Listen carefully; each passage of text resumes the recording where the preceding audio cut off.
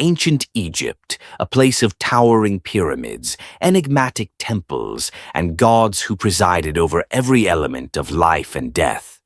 For thousands of years, the Egyptians worshipped strong deities, thinking they controlled everything, from the rising of the sun to the destiny of the dead.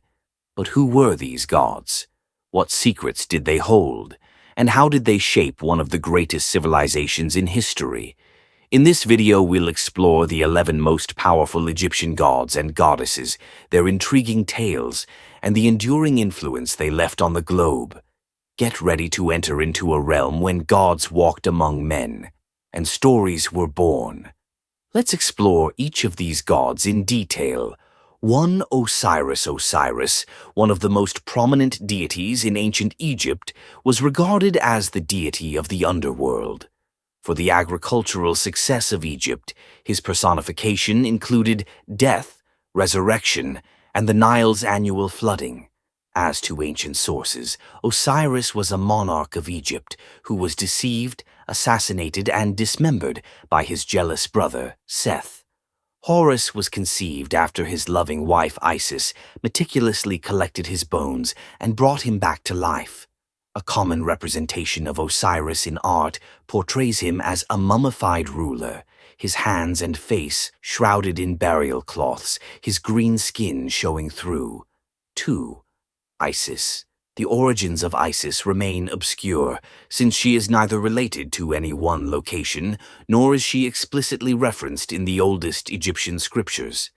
However, her prominence expanded with time, and she finally became the most respected goddess in the Egyptian pantheon.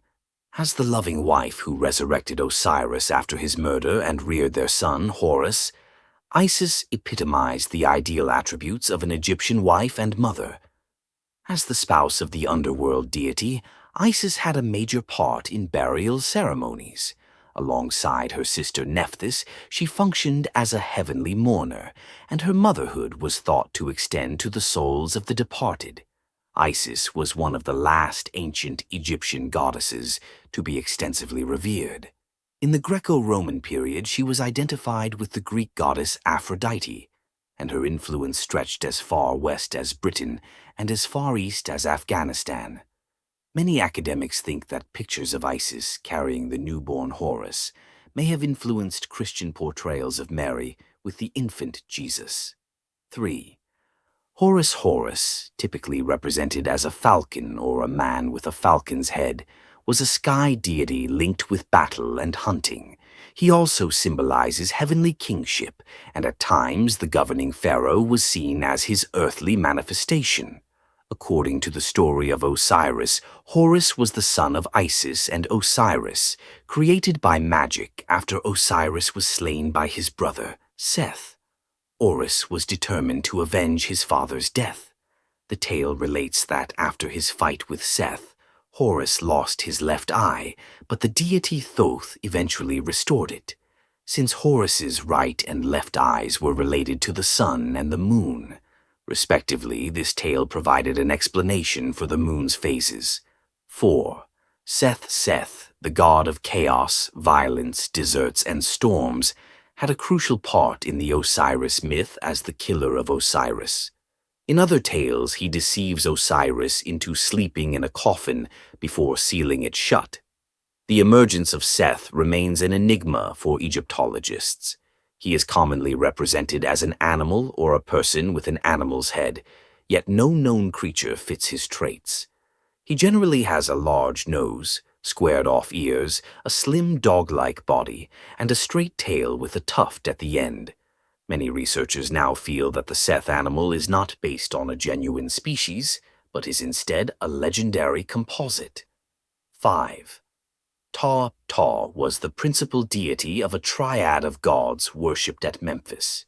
His celestial family comprised his wife Sekhmet, the lion-headed goddess, and Nefertem, who is thought to have been their son. Originally, Ptah was connected with craftsmanship and building.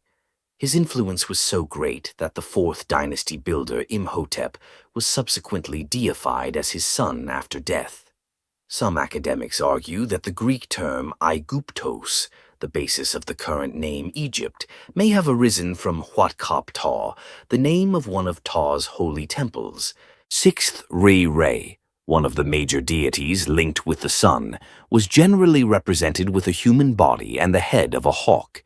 According to Egyptian religion, he journeyed across the sky in a solar boat each day and dropped into the underworld each night, where he had to vanquish the snake deity Apophis to rise again at dawn. The worship of Re was concentrated in Heliopolis, a place now part of modern-day Cairo.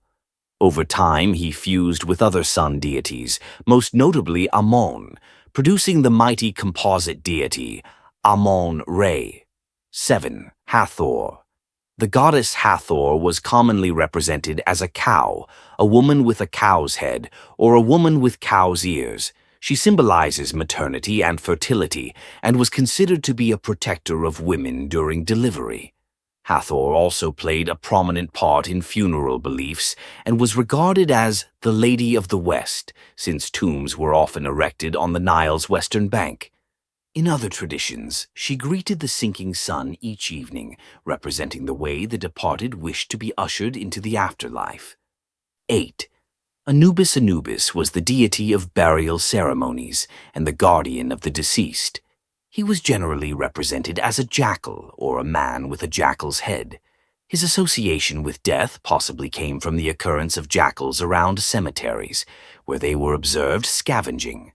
During the Old Kingdom, circa 2575 to 2130 BCE, before Osiris became the king of the underworld, Anubis was considered ace chief god of the dead. According to the Osiris myth, he embalmed and wrapped Osiris's corpse, establishing himself as the patron deity of embalmers. 9. Thoth, the deity of writing and knowledge, might be represented in the shape of a baboon or a holy ibis, or as a man with the head of an ibis. He was supposed to have originated language and hieroglyphic writing and to act as a scribe and counsel for the gods. As the deity of wisdom, Thoth was supposed to possess knowledge of magic and mysteries unknown to the other gods. In underworld scenes illustrating the judgment endured by the departed after their deaths, Thoth is represented as weighing the hearts of the deceased and presenting the verdict to Osiris, the god of the dead. 10. Bastet. In her earliest portrayals, the cat goddess Bastet appeared as a lady with the head of a lion or wild cat. However, by the 1st century BCE, she assumed the milder shape of a domestic cat. In later centuries, Bastet was sometimes represented as a stately, sitting cat, perhaps equipped with earrings or nose rings. During the Ptolemaic period, she became connected with the Greek goddess Artemis, tying her to the roles of a heavenly hunter and moon deity. 11th Ammon. Before reaching national popularity during the New Kingdom, circa 1539 to 1292 BCE, Ammon was a local god worshipped in Thebes. As a deity of the air, his name presumably meant the Hidden One. He was often represented as a man wearing a towering crown with 2 vertical plumes, and his holy animals were the ram and the geese. Ammon's ascension to prominence began when the kings of Thebes destroyed the Hyksos and established local authority in Egypt. Edited with their triumph, he fused with the sun, god Re, to become Ammon-Re, the most powerful deity of the period. Oday, the massive temple complex dedicated to Ammon-Re at Karnak, remains one of Egypt's most visited historical monuments. Even though centuries have gone, the voices of these gods still remain in the ruins of temples and the murmurs of old books. Were these deities simply myths, or was there anything more to their power? The secrets of ancient Egypt continue to enchant the globe. If you want to unearth more hidden